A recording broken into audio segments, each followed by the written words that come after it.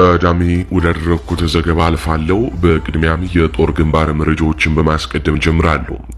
88ኛ ክፍለ ጦር በብልጽግና ላይ የተሳካ ኦፕሬሽን አካሄደች። በአፋባሃ ቴዎድሮስ እዝ 109ኛ ኮር አካል የሆነችው 88ኛ ክፍለ ጦር በአዲስ በተዋቀረች ማግስት በብልጽግና እንቅስቃሴ ላይ የተመሰረተ የተሳካ የማጥቃት ኦፕሬሽን አካሂዳለች።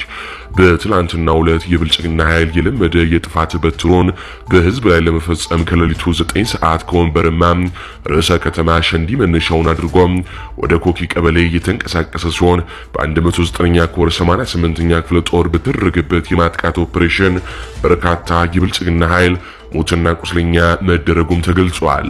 የአናብስቶቹን ምት መቋቋም ያቃተው የብልጽግና ኃይል እግሬ አውጪኝ በማለት ወደ መጣበትም ፈርጥጧል የተባለው። ይህ በእንዲህ እንዳለ እዚሁ ጎጃም ላይ 3 የአድማ ብተና ከፍተኛ አመራሮች መረሸናቸው ተገለጸ። ብልጽግና የራሱን የጦር መሪዎችን መረሸን ጀምሯል። የአፋባሃ ምዕራብ አማራ ቀጠና ቴዎድሮስ እዝ የ201ኛ ኮር 74ኛ ክፍለ ጦር ህዳር 21 ቀን በምርጡ ለማርያም ዙሪያ በተካሄደው አውዶ ውጊያ ከፍተኛ ጉዳት ያስተናግደው የብልጽግና ቅጥረኛ ሰራዊት በወቅቱ ውጊያውን ከትዕዛዝ ውጪ መርታቸዋል በሚል በዛሬው ዕለት ደግሞ 3ቱን የአድማ ብተና አመራሮች ውጊያውን የመሩትን ማለት ነው ረሽኗቸዋል። ከዚህ በተጨማሪም በወቅቱ ውጊያ ላይ ከተደመሰሱት አንድ ቲም የአድማ ብተናና ሚሊሻ በተጨማሪም ከተደመሰሱትም 3 ተጨማሪ አዋጊዎች በተናጠል አንድ 50 አለቃ የተባለ የአድማ ብተና አዛዥ ቆስሎ ሆስፒታል ይገኝ ነበር። ታዲያ ብልጽግና ይህንንም የ50 አለቃ አዛዥ እዛው ሆስፒታል ጨርሶታል የተባለው ቀብሩም በዛሬው ዕለት ተፈጽሟል። ይህ በእንዲህ እንዳለ ወደ ወሎ ስናልፍ ዞብል አምባ ክፍለ ጦር 4ኛ በረኛው ሻለቃ ራያ ቆቦ ተክሎሽ ዙሪያ ያለውን የፋሽስቱን ሰራዊት አንዱን ምሽግ ሙሉ በሙሉ በመደምሰስ ታላቅ ድል ተጎናጸፈ። ዞብል አምባ ክፍለ ጦር 4ኛ በረኛው ሻለቃ በትላንትናው ዕለት ህዳር 23 ቀን 2018 ዓ.ም ከቀኑ 10 ሰዓት ላይ ራያ ቆቦ ተክሎሽ ዙሪያ ካሉት የፋሽስቱ ሰራዊት ምሽጎች አንዱ ላይ በሪያርዶ ከሚበላበት ተስበው በመግባት ምሽጉን ሙሉ ለሙሉ በመሰባበር በርካታ ኃይሉን በመደምሰስ ብሎም በማክሰል ታላቅ ድል ተጎናጽፈዋል። የብልጽግና ኃይል ምንም አይነት ዋርድያ ባላስቀመጠበትና በሌለበት ሁኔታ ምሽጉ ላይ በሪያርዶ በሚበላበት ቀን 10 ሰዓት ላይ ተስቦ በመግባት እስከ ምሽት 12 ሰዓት ድረስ ሲረመርሙት አምሽተው ታላቅ ጀብዱ በመፈጸም ታላቅ ድልም ተጎናጽፈዋል።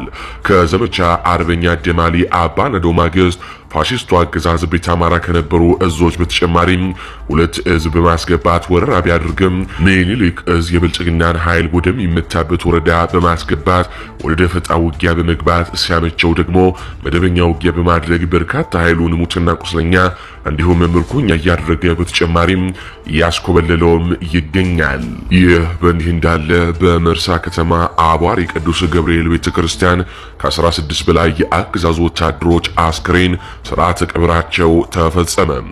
ወታደሮቹ በሰሜን ወሎ ዞን ሀብሮ ወረዳ ከመርሳ ከተማ በቅርብ ርቀት ልዩ ስሙ ጠዶት ተብሎ በሚጠራው አካባቢ በተደረገ ውጊያ በባለሽርጡ ክፍለ ጦር ፋኖም እርምጃ የተወሰደባቸው ናቸው ተብሏል። በፋኖ የተገደሉት ከ16 በላይ የአገዛዝ ወታደሮች አስከሬናቸው በመርሳ አቧሪ ቅዱስ ገብርኤል ቤተክርስቲያን መቀበሩም ተሰምቷል። የአገዛዙ ኃይል የኦርቶዶክስ ሃይማኖት ተከታይ ያልሆኑ ወታደሮችን ጭምር ነው ምንም አይከለክለኝም በሚል በቤተክርስቲያን እንዲቀበሩም ያስገድደው ተብሏል።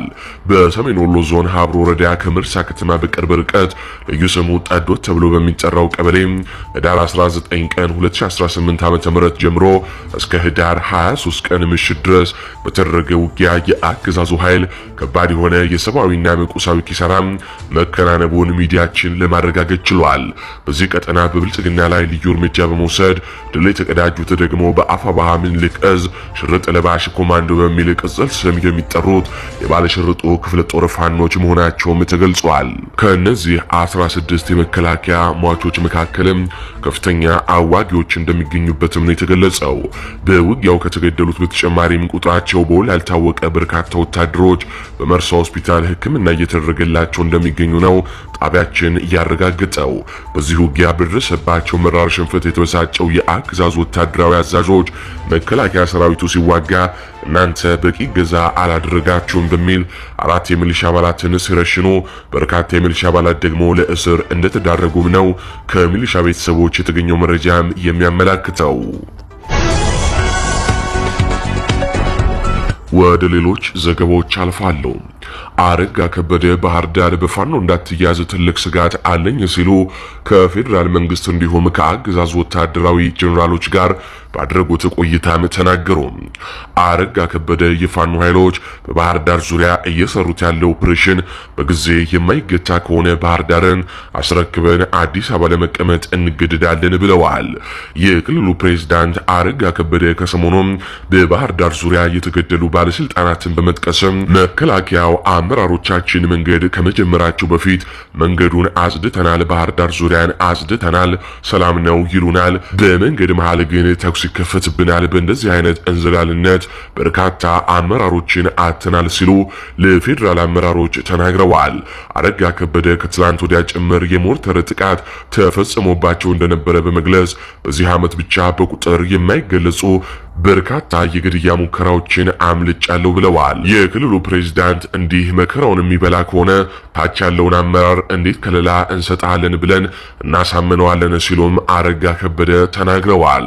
በተለይ በባህር ዳር ዙሪያ የፋኖን እንቅስቃሴ ካልተገታ የባህር ዳር ነገር በራሱ አጠራጣሪ ነው ሲሉም ተደምጠዋል።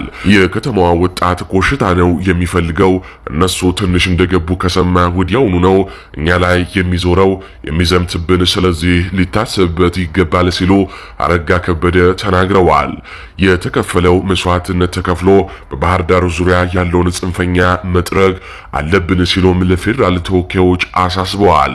ከህዳር 30 በኋላ በባህር ዳር ዙሪያ ዘመቻ ማዕበል የተባለ በድሮንና በከፍተኛ ቁጥር የእግረኛ ሰራዊት የታጀበ ዘመቻ ለመጀመርም ከፌዴራል ተወካዮች ጋር ከስምምነት ደርሰዋል ሲሉ ምንጮቻችን ገልጸውልናል። ከዚህ በተጨማሪም በዚህ ስብሰባ ላይ በርካታ ጉዳዮች ከፋኖ ጋር ተያይዘው የተነሱ ሲሆን መረጃዎቹን ወደ እናንተም እንደደረሰን በሰፊው የምናቀርብላችሁ ይሆናል። ይህ በእንዲህ እንዳለ ደግሞ አርበኛ ዘመነ ካሴ አንድነት በፈጠርን ሰሞን በቅርቡ አዲስ አበባን እንይዛለን ሲል ተናገረ።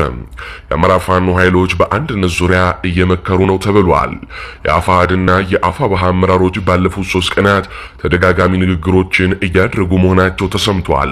በአርበኛ ዘመነ ካሴና በአርበኛ እስክንድር ነጋ መካከል ተቋርጦ የነበረው ግንኙነትም ዳግም ተስፋ ሰጪ ሆኗል ነው የተባለው።